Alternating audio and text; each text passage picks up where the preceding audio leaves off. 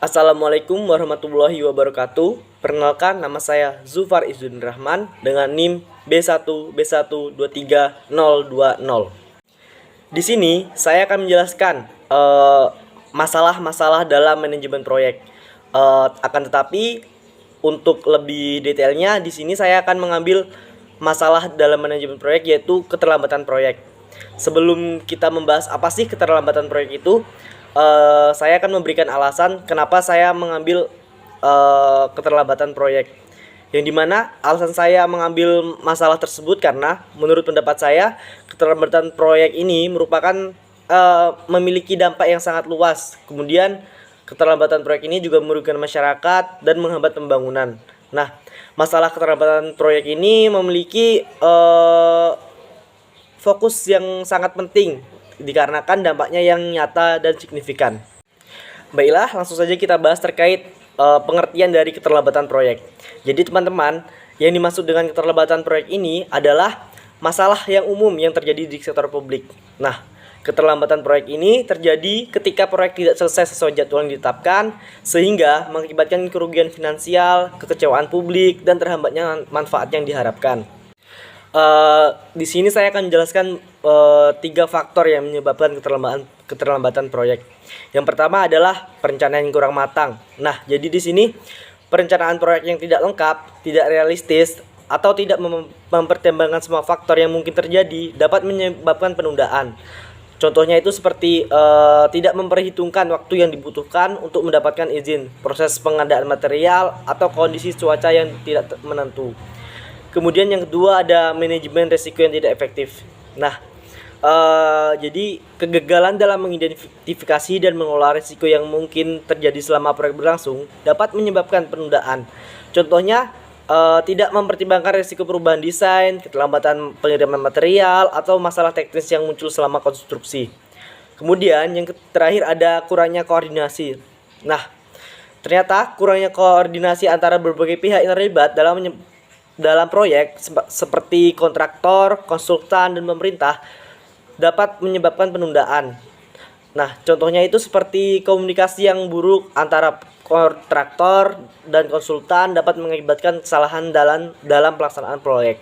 Nah, untuk contoh keterlambatan proyek di Indonesia itu seperti pembangunan MRT Jakarta, kemudian pembangunan Bandungan Jati Gede, dan yang terakhir ada pembangunan Ibu Kota Negara Nusantara atau IKN.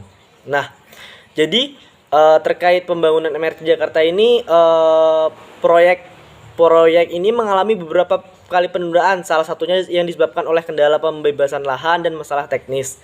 Kemudian terkait pembangunan Bendungan Jati Gede ini juga mengalami penundaan selama bertahun-tahun karena masalah pembebasan lahan dan konflik dengan masyarakat. Kemudian yang terakhir tadi ada pembangunan Ibu Kota Negara Nusantara atau IKN. Nah, jadi walaupun belum dipastikan mengalami kegagalan, namun proyek IKN ini diprediksi akan menghadapi berbagai tantangan termasuk masalah lingkungan, pembebasan lahan, dan ketersediaan sumber daya.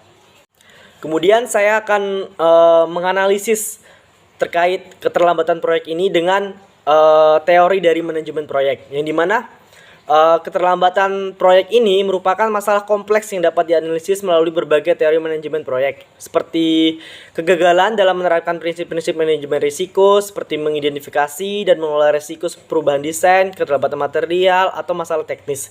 Nah, seringkali menjadi penyebab utama penundaan. Demikian pula manajemen waktu yang buruk, termasuk perencanaan yang tidak realistis dan kurangnya kontrol terhadap kemajuan proyek, berkontribusi signifikan terhadap kelambatan. Kemudian komunikasi yang tidak efektif antara berbagai pihak yang terlibat seperti kontraktor, konsultan, dan kurangnya koordinasi. Selain itu, kurangnya dalam manajemen kualitas dan manajemen sumber daya seperti kurangnya tenaga kerja, kemudian atau keterlambatan pengadaan material dapat memperlambat proses manajemen proyek yang komprehensif. Nah,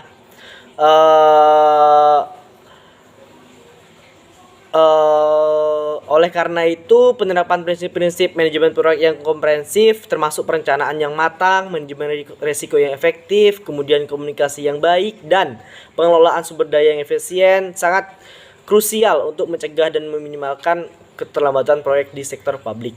Kemudian saya akan memberikan sedikit solusi atau langkah perbaikan yang dapat diterapkan.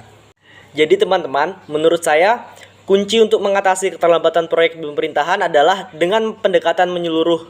Pertama, kita butuh transparansi total. Semua orang dari pejabat sampai masyarakat harus bisa mengawasi jalannya proyek dari anggaran sampai progresnya.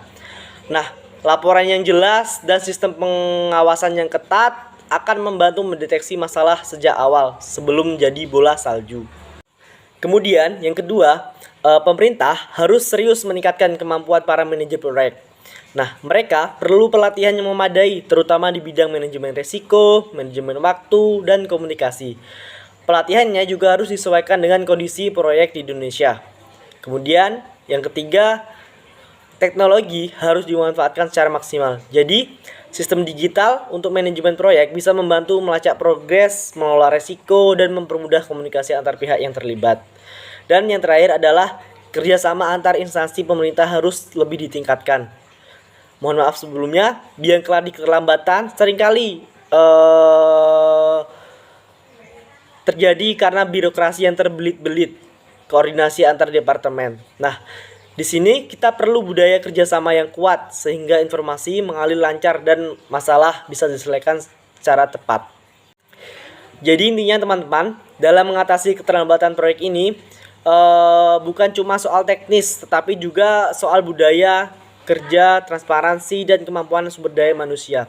Nah, semua elemen ini harus berjalan secara beriringan agar proyek pemerintah bisa selesai cepat, tepat waktu, dan sesuai anggaran.